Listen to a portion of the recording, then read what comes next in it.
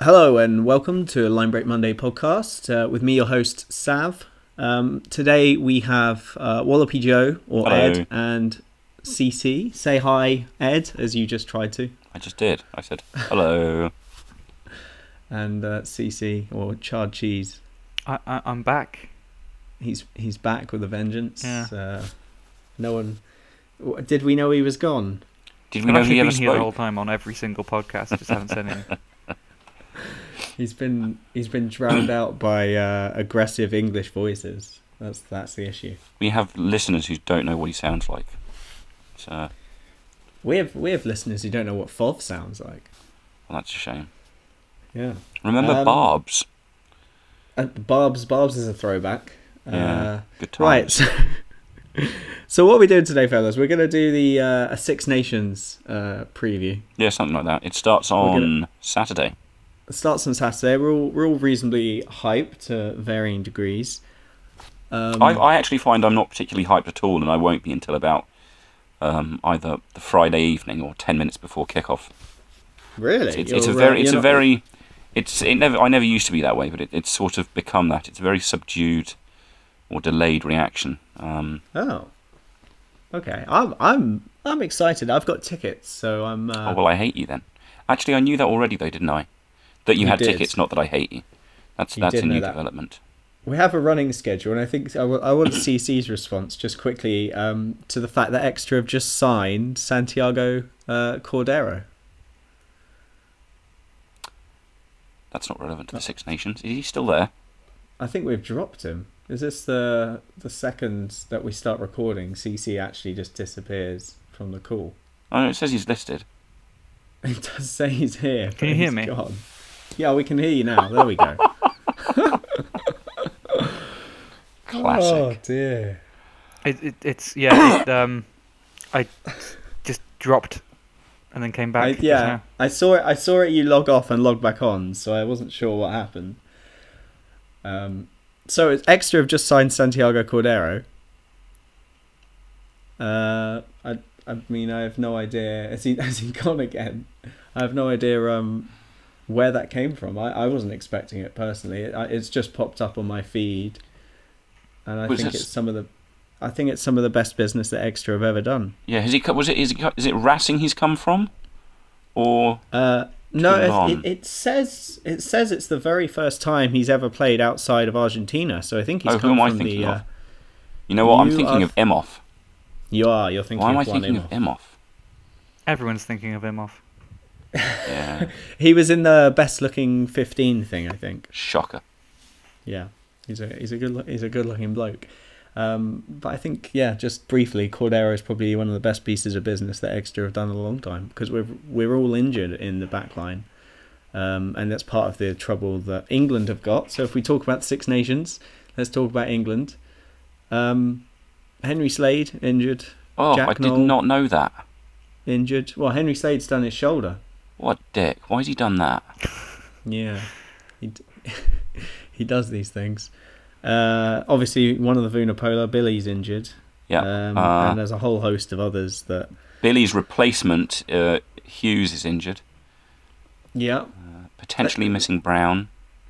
Potentially missing Rob Shaw. If we get the Welsh as perspective, a Celt, I'm very unhappy with all this English complaining about their injury list. Do you still see England as the big threat as Conor O'Shea gives us? Yeah, and I think there's been a lot of talk I found quite weirdly about Ireland being favourites, and I don't buy it at all. Do you think? I don't know Eddie where that's Jones' come from mind all of a games? sudden. It seems it was definitely true, in seasons past, but I think England absolutely have to be considered the very top favourites. And yeah, I am not buying all this injury list stuff. It's Eddie Jones saying it's this injury crisis that England have got going on or something. No, It is a bit of a crisis. There's no arguing that there is a crisis, but I don't think it has dented England's chances of still being successful, if that makes sense. Because for every injured player, there is one that will step up and do the job. Oh, it's the best depth out of the six countries that England have. Yep. And Yeah, I think it's not really an issue, and it's actually, I think I'll get onto Wales later, but I think it's a similar situation where with the World Cup coming up, not too far away, Hmm. it's pretty good to be forced into selecting someone that maybe they wouldn't have been otherwise. Um, 100%. So You the know, most. very quickly, you say that. Go on. Do we have another 9 in the squad yet? You know what? I'm not bothered by the lack of 9. I am. Because both players, I mean, obviously, granted, neither of them, touch wood, are very injury prone. Um, Yeah, but it only takes one. and both of them are young enough, obviously, to play next year in a World Cup. Yeah. So if these are the two that we need, these are the two that we need. My main thing that I'm really excited for, and I've commented quite a lot on the sub about it, is the fact that Zach Mercer is now not considered an apprentice player, and he will be in contention for a matchday squad. That's pretty good. is that because of the Vunipola injury, or is that because of his form? It's because he's playing really, really well, I think. It might be a bit of both. Because I imagine if Vunipola and Hughes were able to play, there wouldn't be the need. Simmons and Underhill and Robshaw, there'd be 5 forwards there that would take up spots, and Mercer wouldn't really be required. I think certainly long term, Mercer is an amazing option. He's playing so well at Bath. And he's I would say he's one of these standout players every single game. He never goes backwards in the tackle. He always carries forwards. He's great hands. He's used to, and it's weird because not every player needs to be a leader, but he's used to leading at an under-20s level. So he's got a mature head, hopefully, on those shoulders. Much like Itoje in that sort of level of understanding of the game. And I'm excited for Simmons, Mercer, and Underhill to really stand out, hopefully, in this Six Nations and do a job. Underhill's going to be interesting to watch, considering his recent concussion woes. Because I think there was an article. I think it might have been the Telegraph. They interviewed him and Guardian. Possibly that. Yeah, he said he's. Due to the various concussion worries he's had to change how he approaches the contact area. And considering the power with which he approached the contact area before, I'm wondering how much it might affect his overall game. If at all. Someone commented before that article came out, I think, someone commented that they'd noticed that he changed, because before he used to kind of stick his head in between people's legs or even into their chest. Oh, that's not clever. Bit American football style. Hit them very hard, win the contact, and that would be a brilliant big hit. Yeah. Now he's even come out himself. I don't know how much it'll affect, but he's come out himself and said, yes, I've had to obviously change my style because leading with your head is one of the stupidest things you can do. That's not a smart long-term solution to making a tackle. That's how you end up smashed up and on a pile heap of injuries and not playing rugby anymore.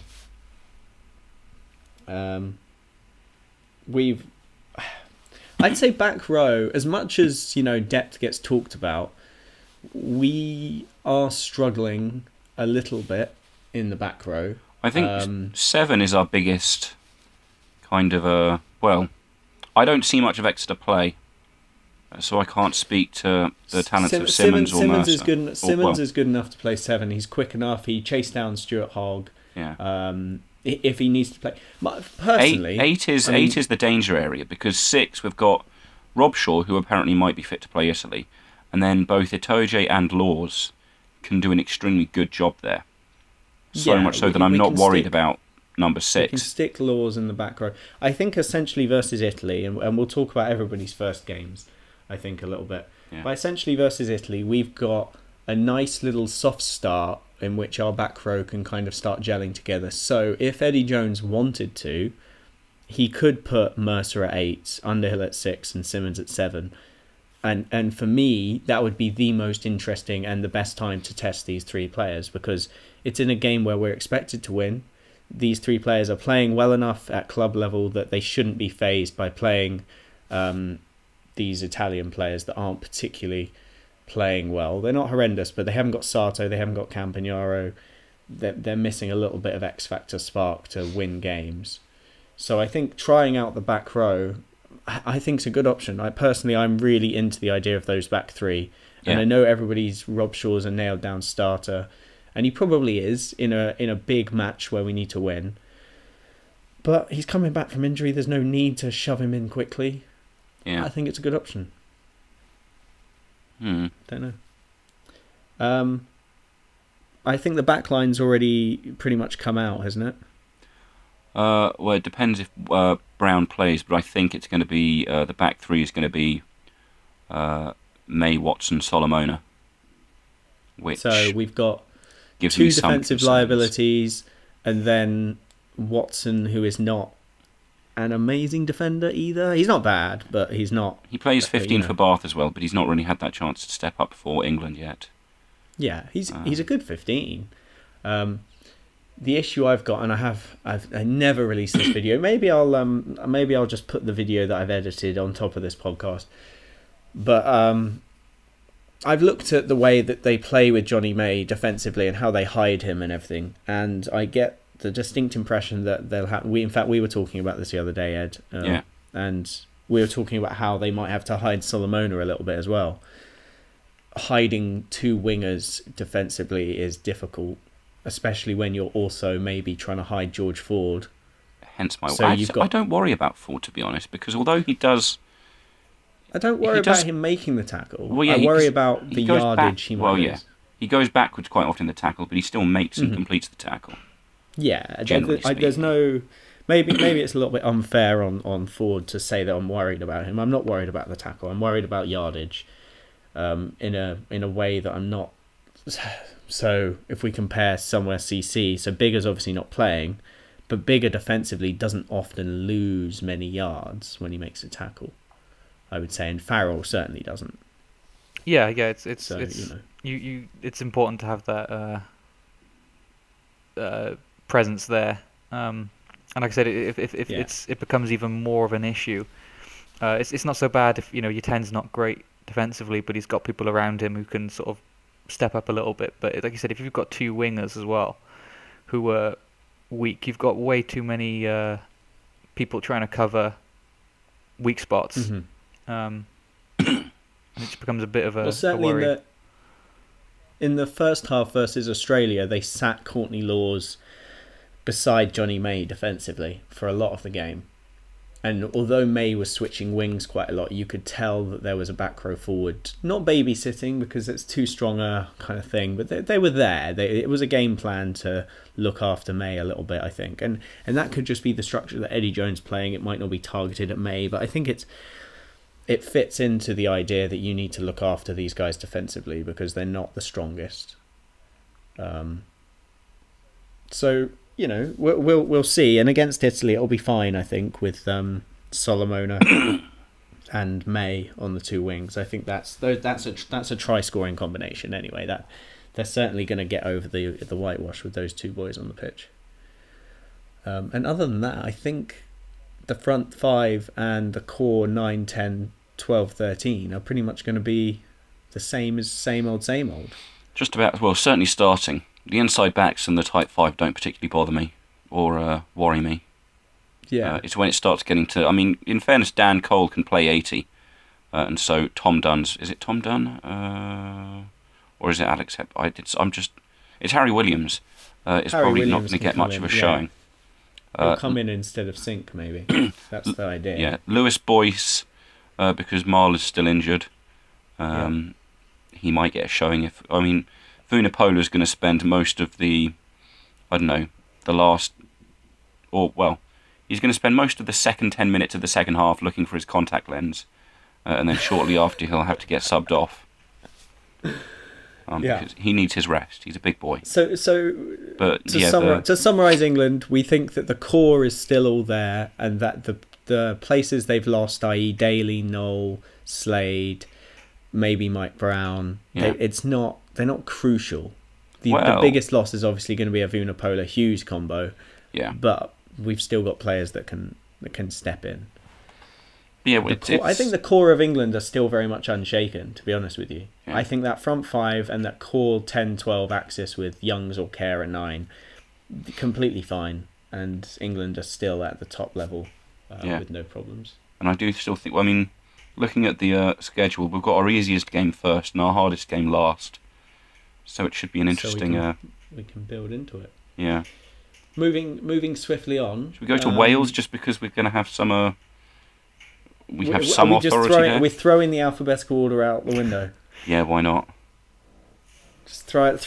It's gone. It's mainly just because I've loaded up the Six Nations website and I'm looking at the Welsh squad, and I recognise the number of names and faces I recognise is much smaller than in recent years, and so I was just wanting to ask CC who these people were. Yeah, I mean, if you don't understand, then I'm sure there's plenty of people listening who are wondering half the Wales squad is. Okay, who is Josh Adams? Because I've heard good things. I'll actually let Charlie take this one. He seems to be the bigger fanboy. I'm actually a massive fan of Josh Adams. He's Welsh, which is painful, but he is a shining light in a Worcester Warriors team that basically relies on their wingers quite a lot of the time, and he is the X factor. He's kind of the Alex Lewington for London Irish. He's the Josh Adams for Worcester. He can't stop scoring. He's defensively an absolute rock. Is he the? He's just for this season gone up to highest try scorer in the Premiership. Is that right? Very possibly, yes, because him, Woodburn, and is it Wade? Maybe those. He's definitely at the top end, if not the top try scorer. He's 26, I think. Oh, Josh Adams. Okay. He's not. Is he's a lot younger than that. He was under 20s a few years ago. All right. Yeah. He's 22. You're right. He's 22. He's a youngster. I think he's a genuine threat. If he's running at May or Solomona 1-on-1, we've got a problem because he doesn't stop. I don't know if that, if he goes into half a yard of space and he gets an arm rather than a shoulder, he doesn't really slow down, and he's lethal. He's filling me with confidence here. It's fine. The issue that Wales have, in my opinion, will be getting him good, clean ball around Joseph and Farrell, who will be flying up and putting pressure. Fair enough. On because JD2 injured? He is, yes. yeah. So is Faletau. One of the main issues would be getting Josh Adams on the pitch, because unless Cuthbert has had a double leg amputation, there's very small chance of it being selected. Yeah, and this is a problem, obviously, not having faith in someone who's performing. He hasn't obviously played in the system that Wales play in. He hasn't been with Gatland or Howley before, but I think you've got someone with such raw talent at club level running through defensive lines that are not much different from what we'll be seeing internationally. Okay. He's very, very good. Right then. So he's a worry. What about, who then next is Adam Beard? He's lock for Ospreys. He's a solid sort of kind of Corey Hill type, not in the sort of style of play, but he's dependable. Is that British and Irish Lion Corey Hill? That is, yeah. He's solid and dependable. He's not sort of one of the sort of great sort of locks that you'll get in kind of Alan Wynne-Jones, Paul O'Connell. So does he start alongside Alan Wynne-Jones, or does he come off the bench? He won't be starting alongside. No, I mean he's definitely sort of a bench for option. Ospreys, not Wales. A solid bench option. He's not going to do anything stupid, but he's not going to carry a team with him either. Gotcha. I mean that's what you want, I suppose, in a substitute lock. You take an early injury, or you need someone to just come on and win a line out. I suppose you'd stick him on. Yeah. Fair enough. Alid Davis, because I think I recognise him, but I just can't quite place it. Yeah, he's scrum half at Scarlets. He's Okay. I'd say, in my opinion, the third best scrum half at Scarlets. He's sort of on and off. Not the most consistent player in the world at all. And I think, in my opinion, his worst bad games are more obvious than his best good games. Okay. He's quick, but he's just not quite got it, in a sense. There are players like Scarlets, like Jonathan Evans, who I think would be. I'm not sure if he's injured or not, because he hasn't been playing recently, I don't think, but who's better than him. I just don't think he is one of the future options, especially for the World Cup. I wouldn't want him playing in the World Cup in Japan. Who's expected to start at 9 then? Gareth Davis. Definitely, Davis, he's been on fire for Scarlets recently, as opposed to Rhys Webb, who's been sort of a bit dreadful. He's a bit injured, he's a bit as well, chubby. He's a bit. You have 5 Davises in the squad at the moment. Yeah, it's a good record. That's just and that's not including John. Yeah. Oh, we've got his little brother in to replace him. You've got James in there. You've got Cubby. Okay. Who's Seb Davis? Because I don't recognise him at all. Oh, he's from the Blues. He's a very, very good prospect in the second row. Who is he? Really quick. He's actually very good. Love a quick lock.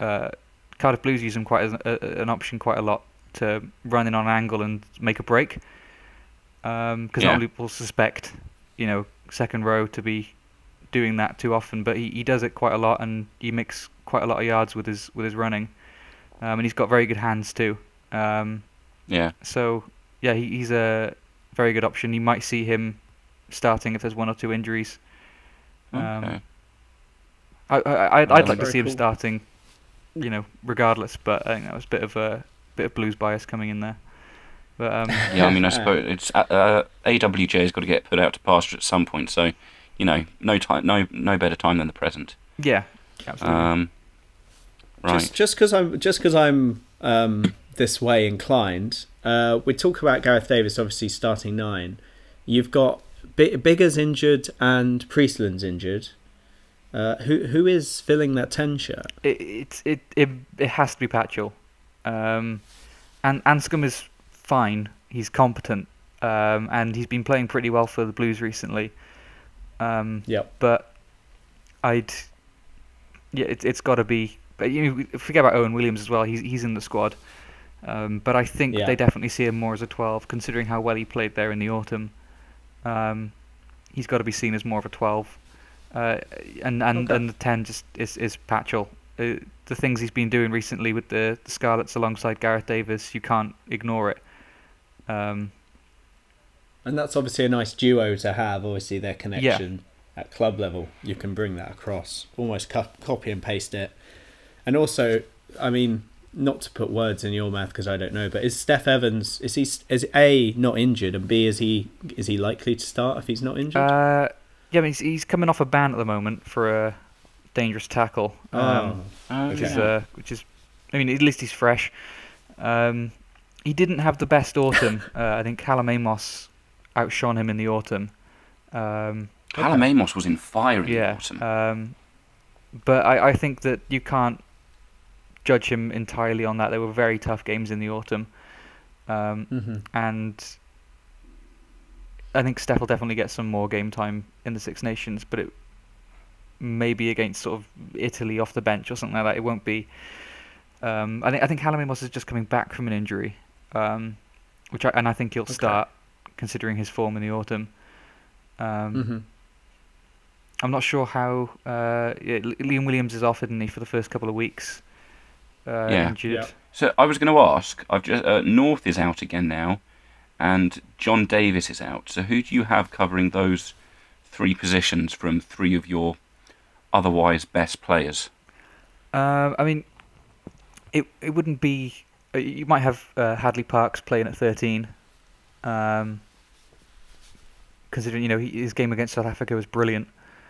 And he's the 2 tries that he scored, obviously. Yeah, and he's used to working with Patchell and Gareth Davis as well at the Scarlets.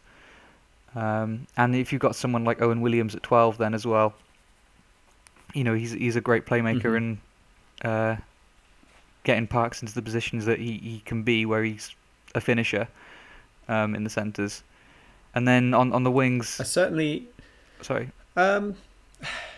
So essentially what I'm getting at, and I think, is you're going to have a Welsh... Sorry, did you drop for a second? No. Oh, okay. The issue I'm having, obviously, is that you guys are going to take one of the most exciting club teams, which is the Scarlets, cut and paste that team into an international setup with a marginally better pack, and I think that's more frightening than most people will give it credit for, to be honest. Yeah, I mean, it was a similar situation. That's because people won't be able to see past Rob Howley as attacking coach. I mean, if you believe Rob Howley, he's slightly the one glibly, responsible but I'm for sure the there's Scarlets some... in the first place.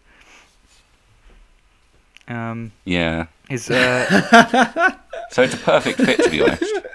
That was hilarious. He's Yeah. I mean, you look back at the 2005 Grand Slam, and that was it 2005 or was it 2008?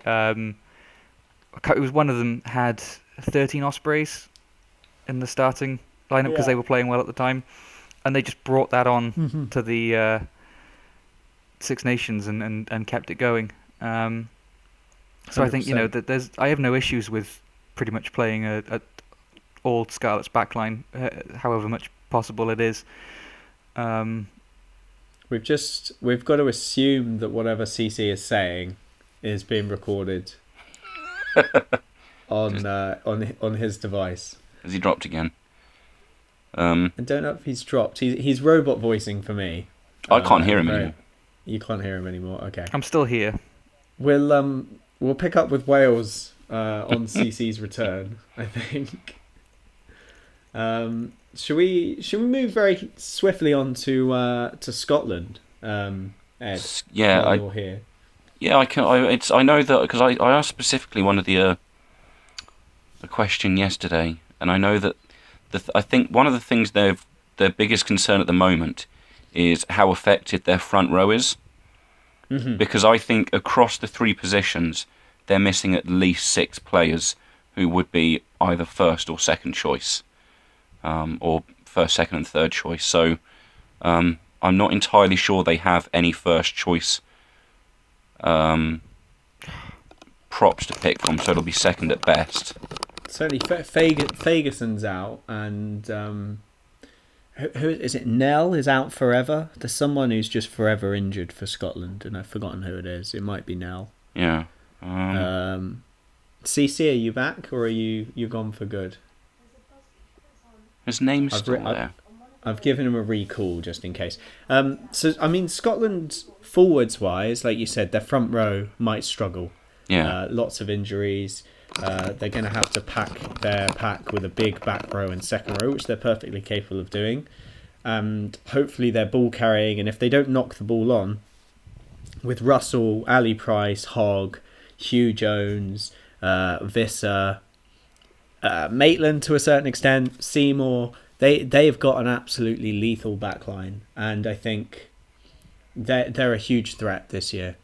The way they beat Exeter as well, obviously being an Exeter fan myself, I'm going to take the Glasgow game and say, yeah, Glasgow haven't had a good season, but suddenly Hogg comes back, Russell's back, Price is back. Well, actually, is Price back? I'm not sure. Price might be injured, but the boys seem to be playing with reckless abandon and scoring tries and running length of the pitch. They're quite lethal, and it will be worrying again because England have May and Solomona on the wings. Maybe not forever, but at least for the first game, and that might be an issue long term. If you're thinking about Hogg and Russell and Seymour and Visser running against Solomona, May, it's a bit disconcerting. Yeah, I was I can't find it. I think one of the biggest issues is, I think for Scotland, I made the joke the other day. I can't remember who I was talking to. That how is Hogg going to fare against Ireland? Rather, now that he's going up against Murray and they're on different sides, not just the same side. And so the chance of him getting taken out by some errant elbow perhaps gone up slightly. But yeah, it was funny at the time. It doesn't seem to work now. About. I am. But he's here. Okay, he is. So I'm not sure what happened. I assume you dropped and then re-entered the call. We'll sum up Scotland in a second because we briefly gave a chat about their front row, as you probably were listening to. We're going to have to do lots of editing here, Sav.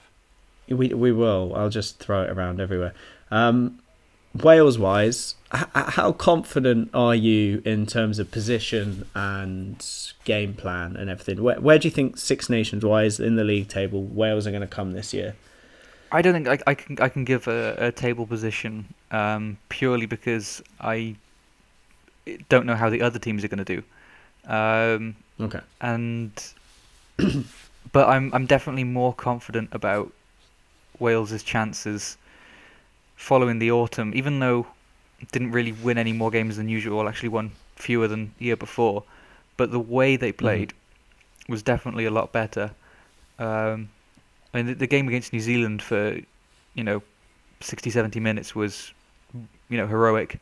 Again, you'd say probably Australia the most disappointing performance, maybe excluding Georgia because of just how awful that game was. But I mean, you look at the rest of the games, and even against Australia, which wasn't a great performance, it was still better than most of them in recent years. Georgia was a drop goal win, wasn't it? Oh, that was Japan the last year before. Okay. But the players that are coming through they're not necessarily new, but different from the team that's been playing pretty much consistently since the 2011 World Cup. Is just changing Navidi, I things think, up a is little one bit. of the. And Navidi's got to be one of your high points at the moment. The what? Sorry. With with Warburton out, Navidi has to be a shining bright light for Wales. I think. Okay. Am I wrong there? Am I? Navidi. Am I? Yeah. Sorry. Navidi. What did I say? I thought you were talking about a graphics card or something. Nvidia gaming. Did I not say Navidi? I don't know. I'll just blame my Skype. The long-haired back row forward. He was brilliant. And hopefully we'll get to see some of James Davis as well. Who's absolutely on top form at the moment. Olympic silver medalist James Davis. Yes, that's right. And we did actually get to see another Olympic silver medalist in the autumn. I don't know I can't remember whether did he play? I think he did. Sam Cross, Olympic silver medalist. But no, James Davis is definitely the highlight of the squad, I think. And hopefully he'll have a chance to go out and show what he can do. It's quite a good pathway. I mean, it's not perfect, but I'm seeing a trend now of young players playing sevens. So Rieko Ioane for New Zealand, he went into the seventh circuit, won a World Cup or a series. Was it just a series stop tour with New Zealand? And now he's the poster child for Kiwi rugby. Basically, he is the. Well, he pushed Sevilla out, did he? Or Sevilla and Naholo? Yeah, I mean, Wales used to utilise the sevens programme a lot more.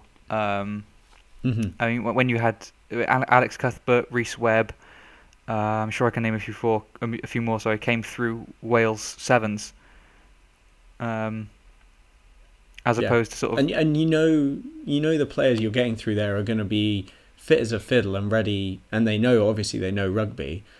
And ready to apply their trade. I mean, you're not going to get a fitter player than someone who's playing sevens week in, week out. They're going to be quick and strong, and if they've got that special technical ability, you can transfer them. So hopefully, this Olympic silver medalist, as we keep pointing out, is going to. Well, it actually looks like we're starting to use the sevens a bit more that way again. There's a few under 20s players of previous years who've now been added to the Wales 7 squad. Like Harry Millard and things like that have been added in. I think just to bring their level of competition up a level, because I mean there's no Wales A games going on at the moment, despite all the news that there was going to be an A team being brought back and stuff like that. So that hasn't happened. So I think they're shoving into the kind of sevens area, even though it's a different game than the 15s. It's a high level of competition, and they're bringing their fitness up. And I think it's a great way to bring back or bring through some great backs or back rowers. Yeah. I'm pretty sure Tipperick came through sevens as well, if I remember correctly, which makes sense considering it's Tipperick. Yeah. If you look at him, you can see him. He can run, he can pass, he can tackle.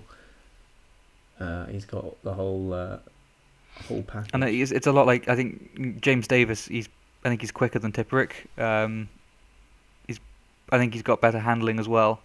That's disturbing. And he's brilliant at the breakdown. I think his turnover rate is ridiculous in the league.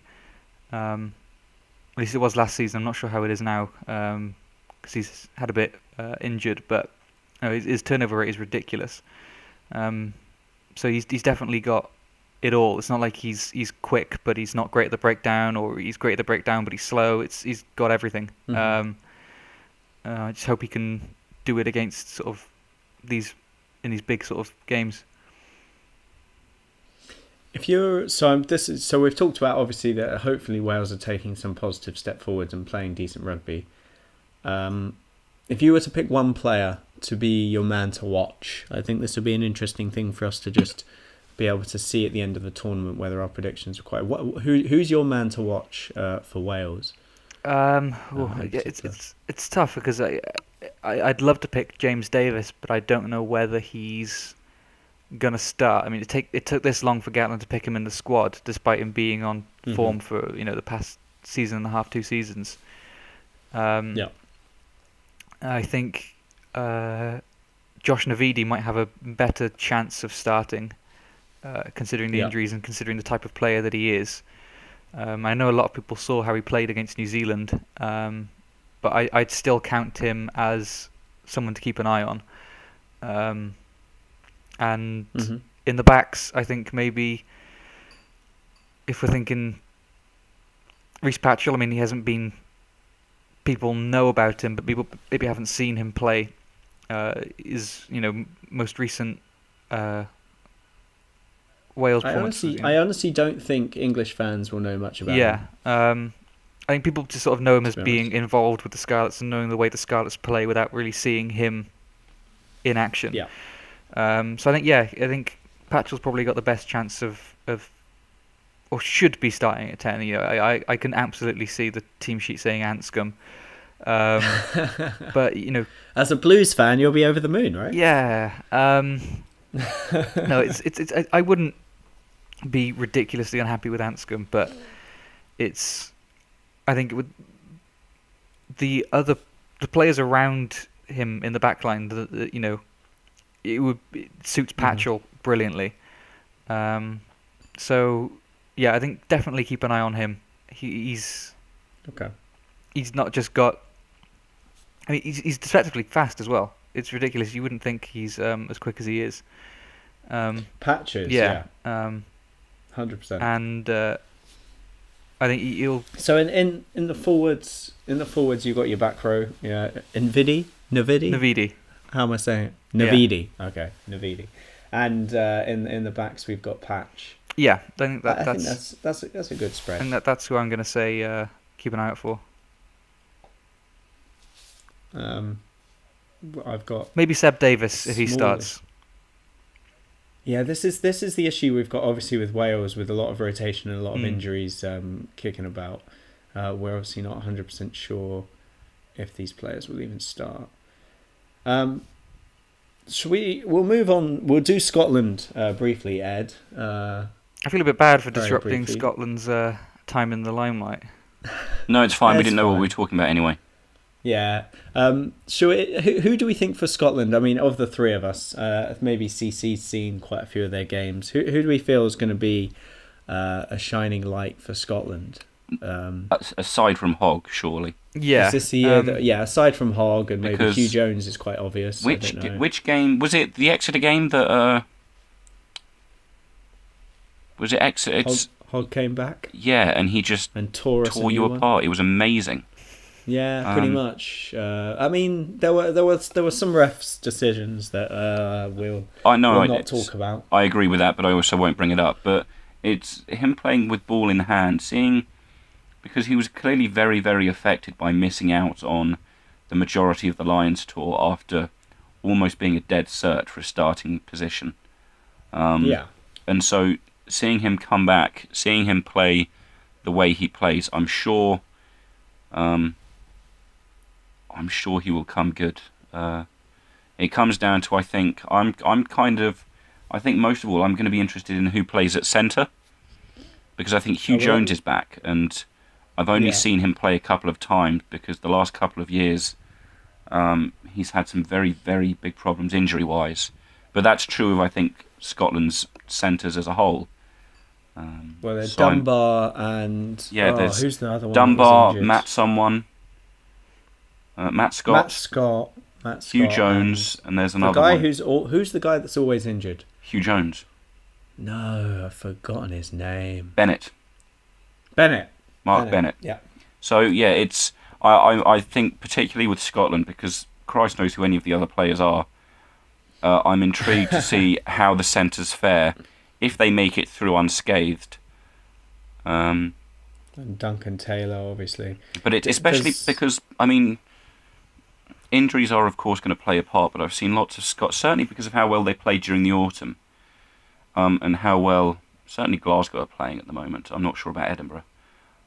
Glasgow were playing poorly. Oh, were they? They were playing poorly. Well, then I might be talking out of my arse. If you ever look at the Pro 14 table, they are running away with it.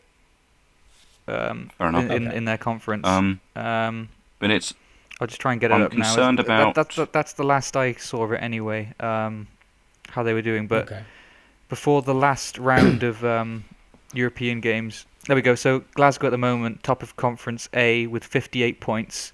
The next best team is Munster with 43. So they are absolutely running away with it in Conference A. So it's I don't know whether it was a kind of a purposeful step back in Europe and focus on the league. I don't know. It's always an excuse they use, but when that happens, but I wouldn't say they've been playing poorly at the moment as a whole. Yeah. Okay. But I keep thinking that I'm going to bring it up when we've been focusing on any of the teams, and I've not, because I've got each of their schedules in front of me. Yeah. And it's interesting just looking at when, even ignoring who the opposition is, the order in which they go home and away. Mm-hmm. But Scotland, I think, away, home, home, away, away. I'm not entirely sure I see them faring particularly well. I mean, they're going to have some amazing games to put Wales and Ireland away. I think they can catch Wales cold. Away from home. I'm sure they can, and Wales are notorious for starting poorly.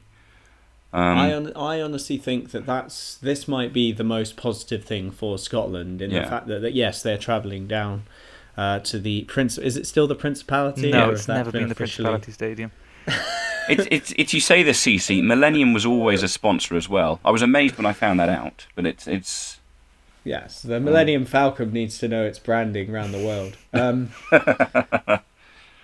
But we've established obviously that Wales slow starters maybe and a small bout of incohesion. Yeah, quite often Scotland could catch them cold. Their form in the autumn is not always indicative of their form in the Six Nations, because even if they don't play terribly well in the autumn, they quite often play very, very well in the Six Nations.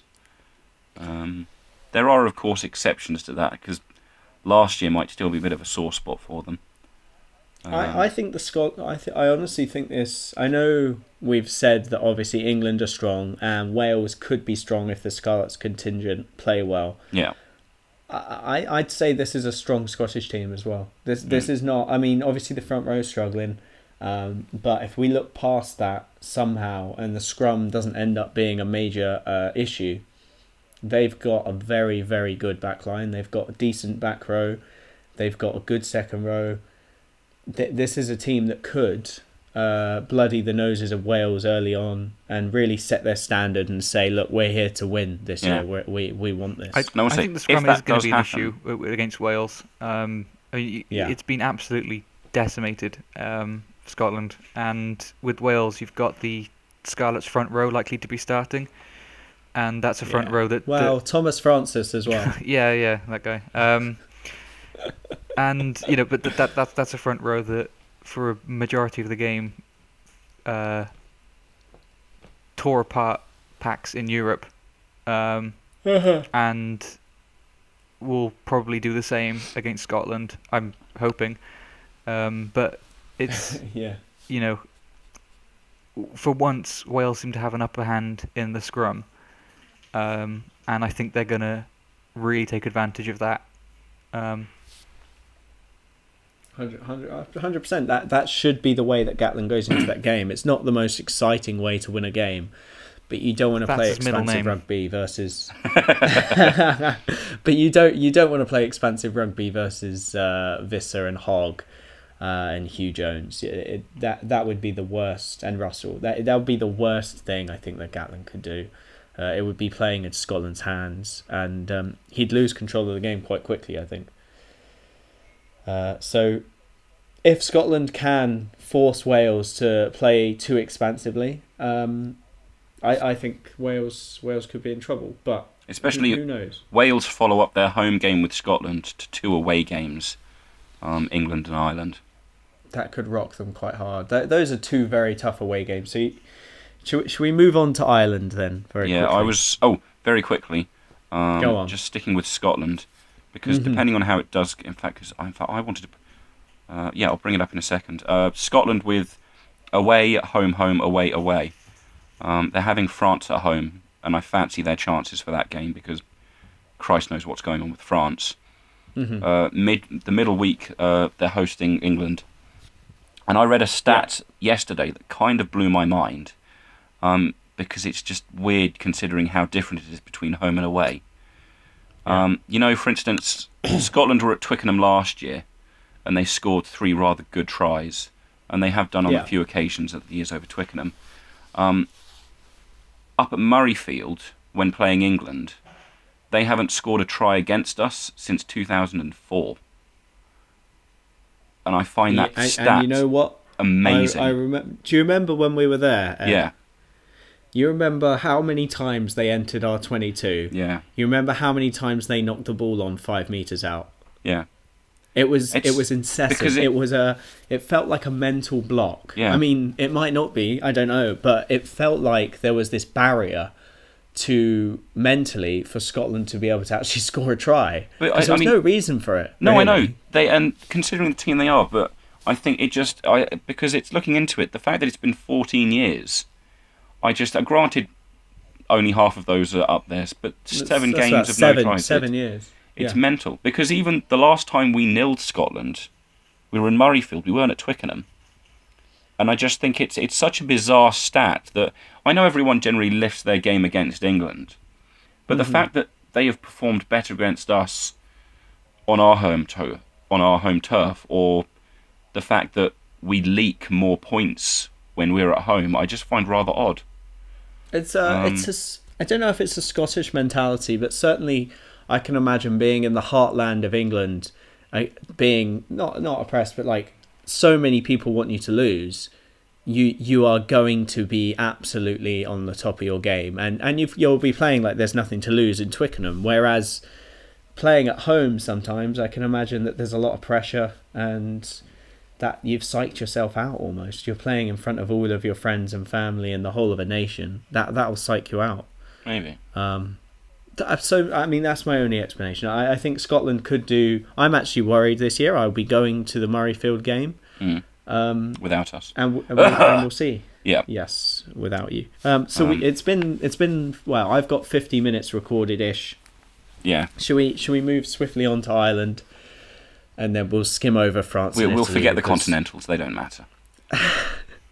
I actually have some stuff about Italy I wanted to talk about, but Yeah. yes, Ireland, Ireland, very yeah, very strong, ridiculously strong in my opinion. Leinster are on an absolute rampage at the moment.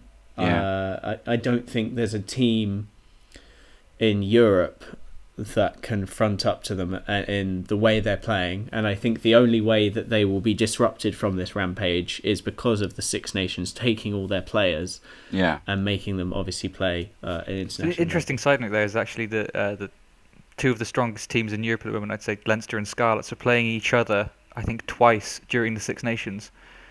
oh really? Yeah. Which is going to be very interesting. Mhm. And I think Leinster have the depth. yeah, I mean, it also, it points an interesting, point towards the international window and the fact that we still have massively important club games going on during it. Because the Anglo-Welsh was obviously designed to give development players a bit of game time during international 18, windows, yeah. but the last round of it started this past weekend. Mhm. And the next week will be the first week of Six Nations, and then we're back into the league territory again. Right in the middle of a massive international tournament, and it just seems a bit So odd it's not really synced. that that's happening. These Mhm. massive games. It's Scarlets Leinster competing for the space top of Conference B. Leinster, with their hashtag best academy in the world. World class. It's world class. Yeah. And then you've got It's funding all the regions pretty much. and then you've got Scarlets then, which are based in a small town in West Wales, who have a brilliant starting 15, but the rest of them play semi-pro half the time in the Welsh Premiership. Mhm. So it's just interesting to see how these That balance between yeah the two. and how the international tournaments can affect potentially an entire league position. Sorry, that was a tangent. So back no, to no, yeah. no, you're 100%, and I think obviously there will be a great deal said that Leinster are ridiculously strong, and Munster are pretty strong at the moment as well. And both these teams are going to be feeding into an Irish setup that will be brought together by Schmidt and will once again be ridiculously strong. There's a couple of key positions. Obviously, Sexton will be forever talked about as to whether his head's in the right place. He took another knock against Exeter and had to go off, and he's come back since, which is fine. We've got what else have we got? We've got, is it Rory Lamour? I don't know how to say his name. Competing for Carney for the 15 shirt. Oh, not Rory. Jordan. It might be Jordan sounds Lama. right. Jordan Lamour.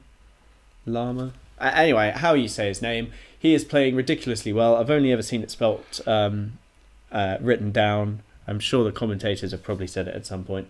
But when I was actually at the Exeter Leinster game, you don't really have a commentary. He was playing ridiculously well recently, and he's been picked into the squad itself. Have they got an injury? I thought they had. They've got a couple. Sean O'Brien's injured. Jared Payne's injured. Okay. Sexton, not Heaslip is a mystery to everyone. Although there's a fair amount of cover for him now. They were trying to keep it on the down low. They were talking. I know Harbal's thoughts on it was that he may never play again. I think that's seeming more and more likely. Yeah. He's having surgery, and there's conversations that he doesn't want to have with journalists asking him questions and him getting very, very annoyed, which you would if your profession is doing something and your injury is preventing you doing it. But I mean, they've got Paul O'Mahony, they've got CJ Stander, Josh van der Fleer, Conan, if you wanted another number 8. Their back row is looking immense versus a depleted English back row. And yes, England have the core there, and as CC said at the top of the show, England are still probably, I'd say, marginal favourites. I think with Ireland, But I think a lot is going to factor into the order of their games as well, because if they're going to come unstuck during this tournament, it's going to be in the first or last week, and they're both away games for Ireland, and that's first is France and last is England. They have I mean, again, France, where they are at the moment, no one really knows. They've got a new coach, they've got a fair few injuries, but France have a rather patchy record against France historically. They should mow down Italy in Dublin. Wales in the middle week should be interesting because Wales historically are fairly strong. I think having won half of Wales have a favourable record against Ireland, home and away. And then it's Scotland, and then again in Dublin, and then they come to Twickenham. And so depending on if they get a string of 3 straight victories, them coming to Twickenham is extremely worrying.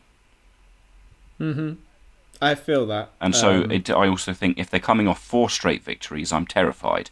And so I'm hoping France and Wales can trip them up and here's my left wing. Here's my left wing or out there thought on it. Yeah. Scotland do Wales over in the Millennium Principality first weekend. Yep. Right. Wales kind of rocked from that, aren't really in the right headspace for round 2. England not necessarily steamroll, but put them down pretty hard. They then pull it together that midweek, and I think they stick something on Ireland. I think there's a high possibility that Wales go to Dublin and get something. And I mean, that's obviously, from an English perspective, that's quite a good outcome for me. But I can see that playing out quite nicely. I could see Wales having a torrid time at Twickenham, maybe having a problem with Scotland in the first weekend, but actually getting it together and really doing something special in Dublin. And that's what we'll find out, and this is a prediction that you guys can actually hold me to, because I'd be quite interested to see if that happens. And then obviously round 4 and 5's up to what have they got? They've got Italy and then France. That's Wales rather, but then Ireland, and obviously that round 3 of Ireland, if they do get knocked by Wales, that will kind of put pay to them maybe winning the championship. Yeah, but I mean, I suppose there is middle week again is Scotland at home to England, and so if England win that, what are the chances that Scotland could then win away in Dublin? Because even if Ireland are off kilter from Wales, will they be off kilter enough to lose to Scotland? I mean, we don't know. So I mean, I think that it can't be understated how strong Leinster and Munster are right now, and therefore how strong potentially Ireland could be. Yeah, I've never seen so. We talk about it from an Exeter perspective. I've never seen Exeter lose a game at home. They haven't lost for a while, but I've never seen them lose a game at home and then go somewhere. Usually Baxter is phenomenal at picking apart a team and making sure that the next time they play, they actually know how to win. Yeah. He's done it with Saracens. He's done it with lots of other teams throughout the years, Wasps being one of them. He's worked out at least a way in which they can win.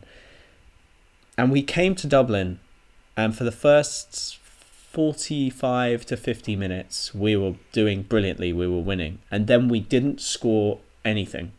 We did not score after 50 minutes or after 48 minutes, something like that.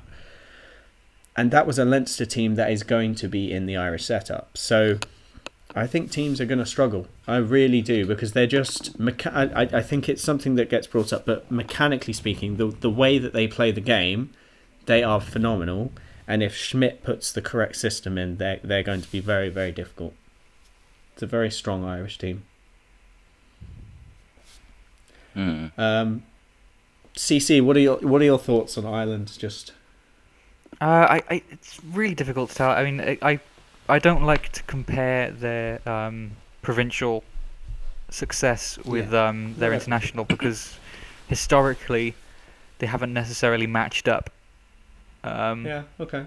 But again, this is Joe Schmidt. He can work magic with this team, and at the same time, they can let themselves down quite a bit, and you can tell when they're not playing to their full potential. And unfortunately, it does tend to happen during the Six Nations. They've had incredible autumns the past few years, and beat some very big teams, quite famously. And then, last Six Nations, they come to Wales, and Wales hadn't been playing well at all, and they just sort of sat back a little bit, and they have a tendency, I find, in the Six Nations to not play their best rugby. I think quite similar to Wales in the way that they, for some reason, sometimes just don't bring their best to the Six Nations. So I don't think I've got quite as high hopes as you two in terms of their favouritism and being able to compete with England and all that for the title. Okay. I just don't see them being quite as good. But again, I could be proven completely wrong, and they could absolutely storm over everyone.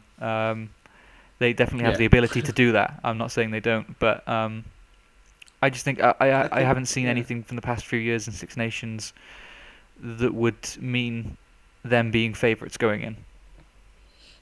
I'd agree with that. I think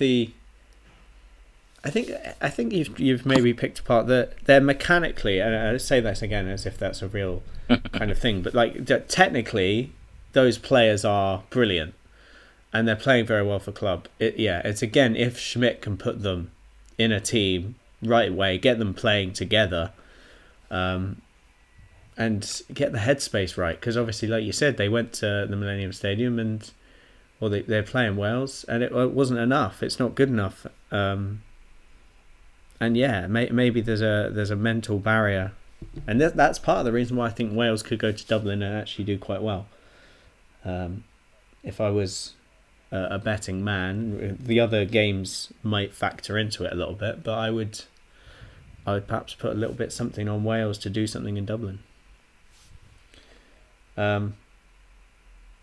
Should we? It's CC. Do you know it? Do you know much about Italy and France? Do you want to?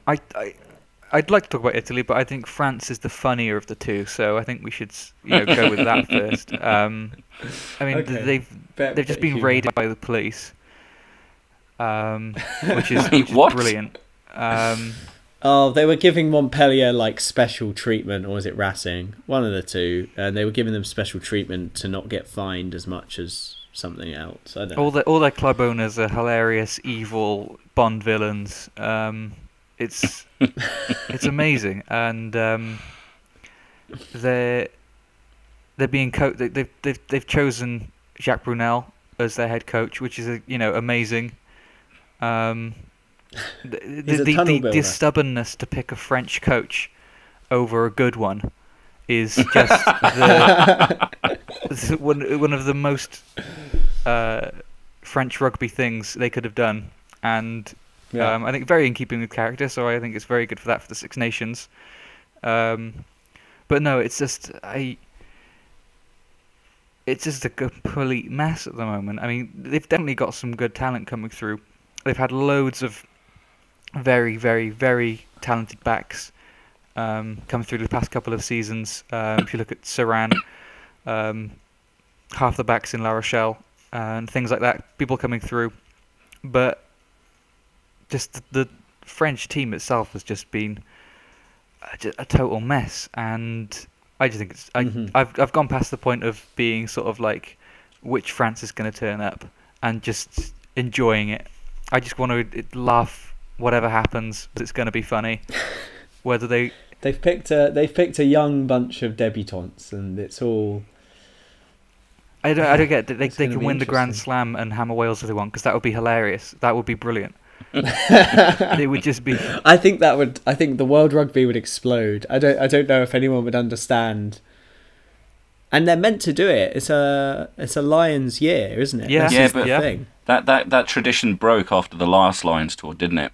In 2014, sure. It was Ireland's, not theirs. I mean, it's an old cliche, but if any France is going to do that kind of magic. It's this absolute mess of a France team. Fair enough. Yeah. They'll bring Vincent I'm- Clerc out of retirement and just I wouldn't shit all trust over a French everyone's team that dreams. was coached by Steve Hansen and had the best training facilities in the world and had a solid team. I wouldn't trust it. It wouldn't be right. You want the off the wall. No, this is all perfect. This Chaos. is what I want from a French team in the Six Nations. So I'm just happy to watch the show, whatever happens. I tend to agree with you. I think it's going to be brilliant. I think the French.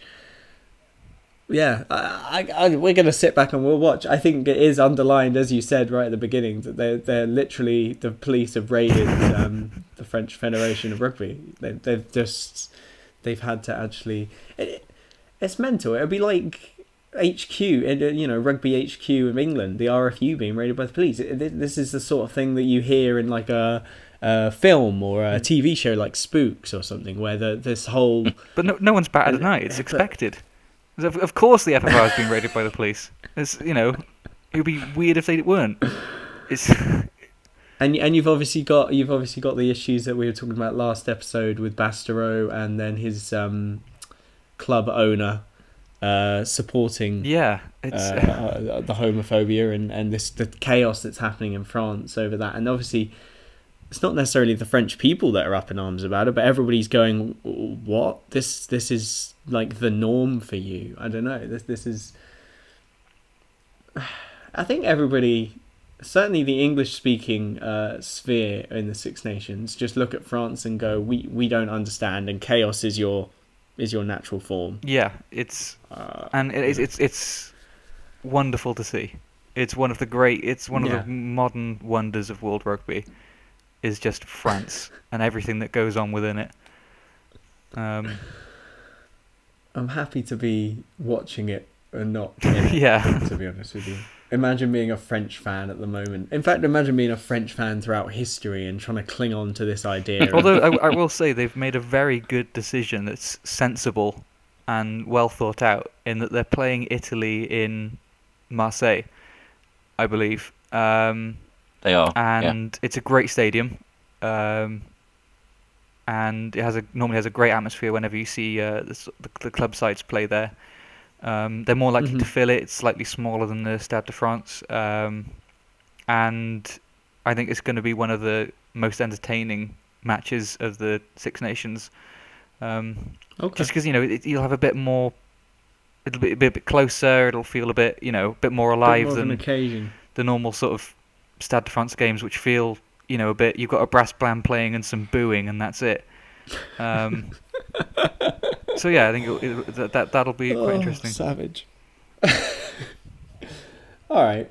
Anybody want to pick a player from France? I know we didn't necessarily do it for Ireland that much, but anyone want to pick a French player and say, I'm going to be watching this one with a bit of a smile. I haven't checked the referee Who do they have list. playing 10? Sorry. Who they have playing 10? They've got Machinot probably at scrum half.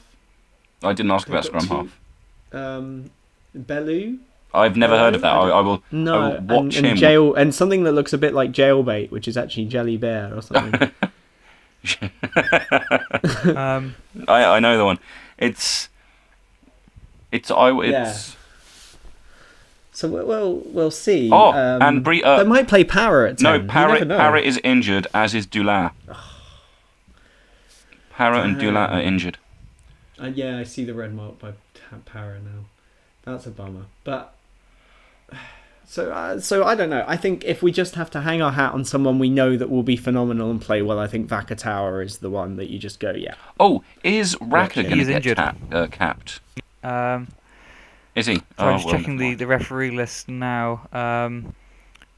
Will Bastereau be back for France Ireland, because that is being reffed by Nigel Owens, and I'm very much looking forward to that.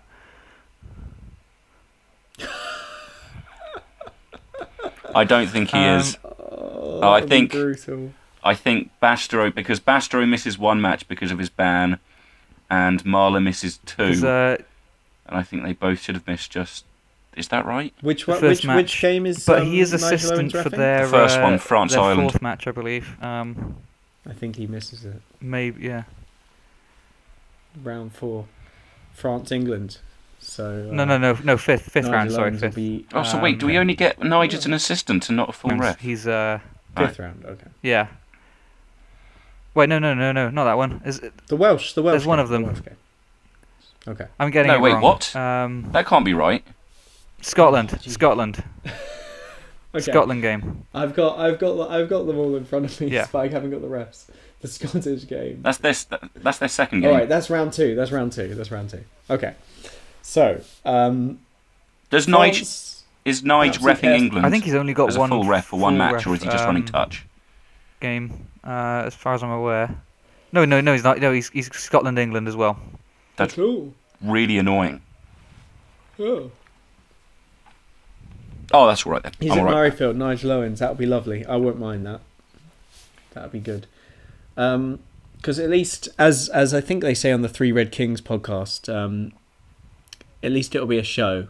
What's Showtime? They call him the Showtime ref. It's probably a negative, to be fair. Said with a hint of maybe.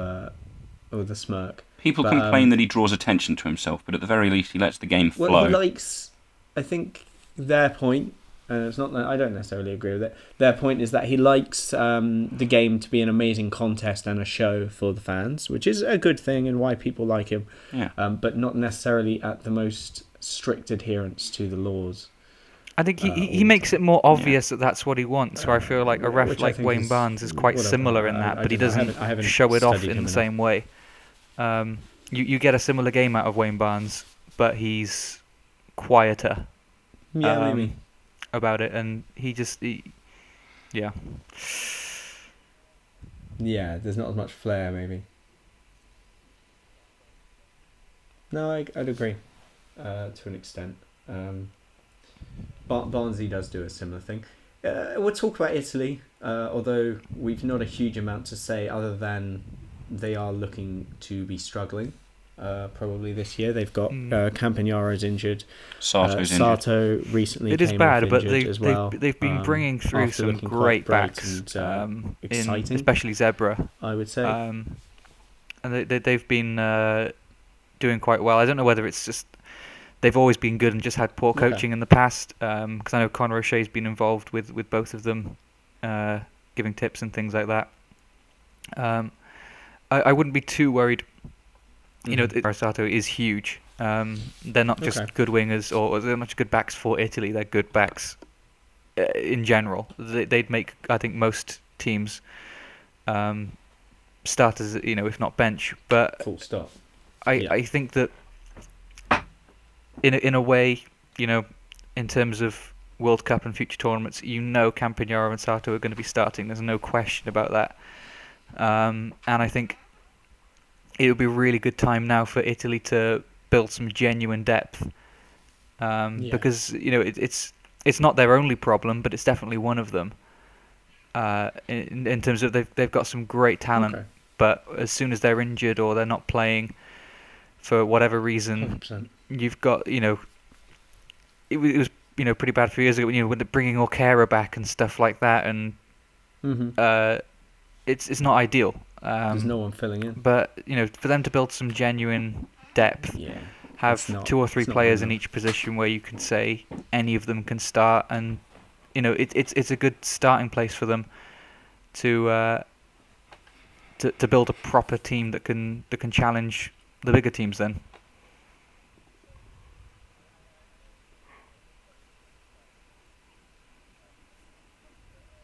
So, and I agree with you here. They've got some young stars coming up through. When I can, have you watched much? Is it Zebra's television games? situation Have you with seen many? Italy that's done by Eurosport or whatever there, and you can only ever watch them really when it's against a Welsh team or something. But the difference in performances. Oh, okay.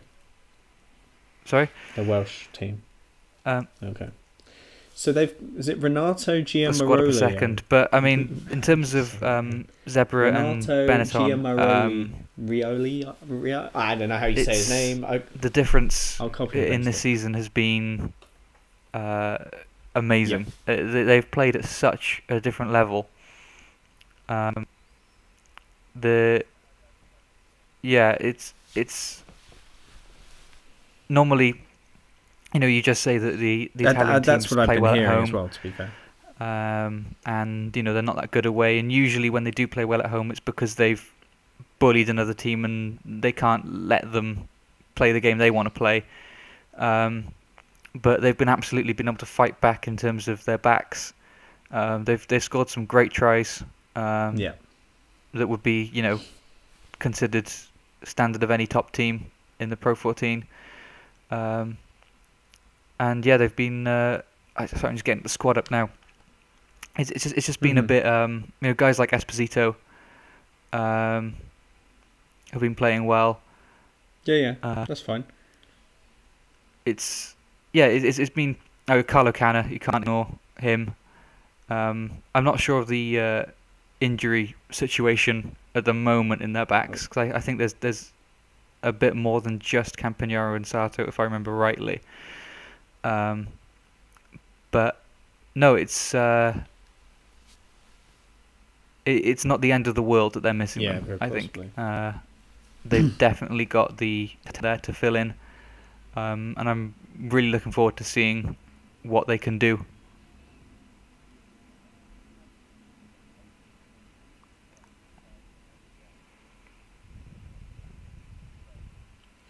Okay. Hopefully they can obviously put up a good fight and come through, which what I think is going to be for them and for France, possibly for France, a difficult Six Nations, because we've obviously got, we've definitely got 3 very strong teams, and then we've got a possible very strong team in Wales. Obviously we've got the front row issue, Scotland, as we've discussed, but the Welsh team, I think if they really click together with that Scarlets unit, they could be very strong. So there's 4 strong teams, really. And then we've got France and Italy, who everyone's looking at as the 2 weakest teams. Italy, historically, obviously being weaker than that. This is obviously, as you said, a good chance for young players come through, actually get some international experience, see where they may stand for next year in the World Cup. I hope they come through, and obviously the club level. I think this will be the it's a first massive time, shame that they've been given that we'll work out whether a very, Italy's very club difficult level game to start with. translates up. If you know what I mean. But they have it at home. They have that advantage, and they've definitely given. I think in terms of giving scares to other teams, they've given more scares to England, I think, than others. Obviously, they beat Ireland in 2013. They beat France a couple of times too. But no, I mean, they've given more scares to us. Only in the sense that other teams have actually beaten us. The game they target to try the things that maybe they wouldn't normally do against a bigger team. They do it a lot. They came. Was it 2013? They came very close in Twickenham. No, I think 2013 was with that really random year where Italy were playing brilliantly at club level as well. Is that when it snowed? No. And that was the snow. Yeah. No, I thought we did quite well that year, because I'm thinking of in 2012. I think we went to Rome. It had snowed. They only cleared half the pitch, and I remember. They'll definitely give it a good go, but I just think it's a massive shame that all these young players they were ahead by a bit, being given this ridiculously difficult game to start off with, and if they do end up being hammered, it's going to be a massive blow to their confidence, and they've got a tough run of games after that to deal with as well. Yeah. And I hope it just doesn't end up snowballing from there then, because they've got a talented squad, and it would be a shame to see them rocked by confidence issues.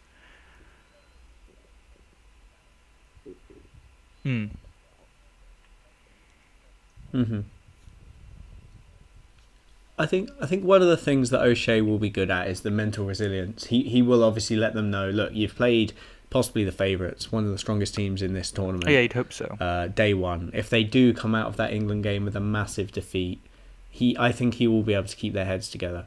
And obviously that'll be on him to do that.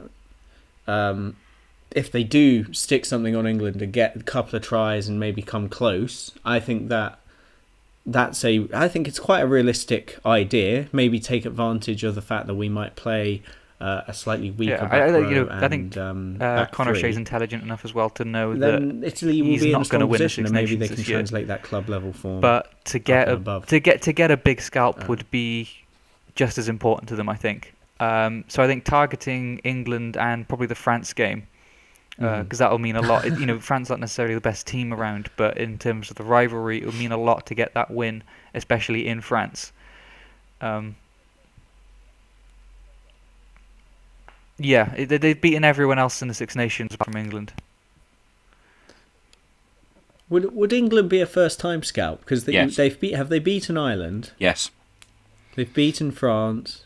They have never beaten England. They've beaten every other team in the Six Nations, and before they were invited into the Six Nations, they had beat, I want to say, actually they might have beaten everyone before the Six Nations as well, at some point. Because I know they'd beaten France and Ireland before the Six Nations. I'm not sure about Wales and Scotland. But yeah, they've had victories against everyone in the last 3 or 4 years. Certainly 5 years. So we're coming out of this, I think, in particular, with England leading the pack, perhaps, despite injuries, because the system works very well. The mystique. I actually think that there's a lot of false mystique around Eddie Jones, but I think that kind of builds him even more because he's managing to build mystique around him anyway. So I think, yes, England are probably leaders of the pack. Ireland close in behind in second. I think it's an arguable case. And then I think we've actually got this really interesting next two tiers.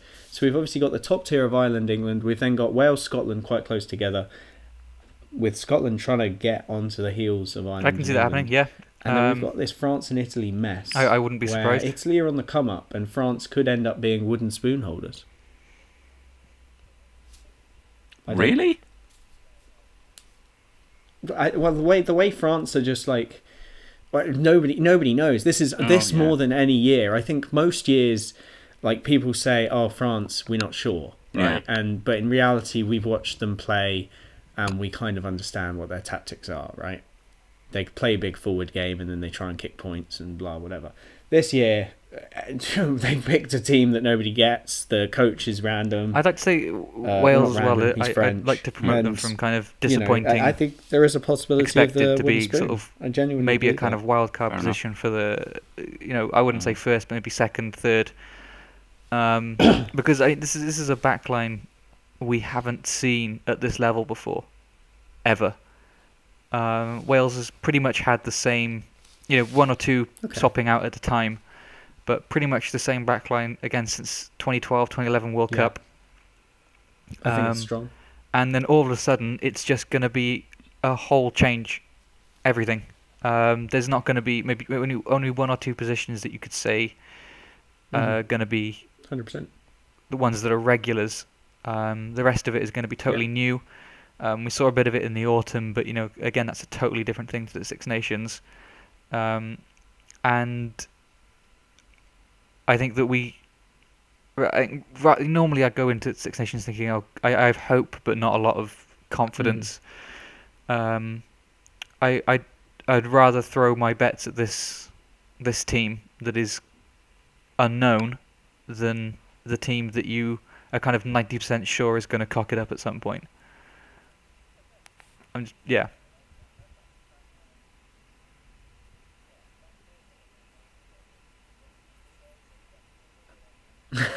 Okay, I like that. That clears it in my mind a little bit, because although they're unknown, this team is exciting, I suppose, and therefore you can back these boys, whereas you've got a known quantity in the rest of them, and you know that they mess up. So yeah, that's a very nice way of review. That was quick. Ed, have you got anything to end? Because I think we should probably wrap up. This has been obviously the Six Nations review. Yeah, it's been quite long. So final thoughts before Yeah, Final, we're looking back. Final thoughts before we finish then, and I'm going to go completely off tack. Okay, go on. Great game. The America's Rugby Championship kicked off the weekend just gone, and the televised Uruguay, match Canada. we got was Canada versus Uruguay. Special implications for that because of the implications to Rugby World Cup qualifying for next year in Japan. The game was fantastic.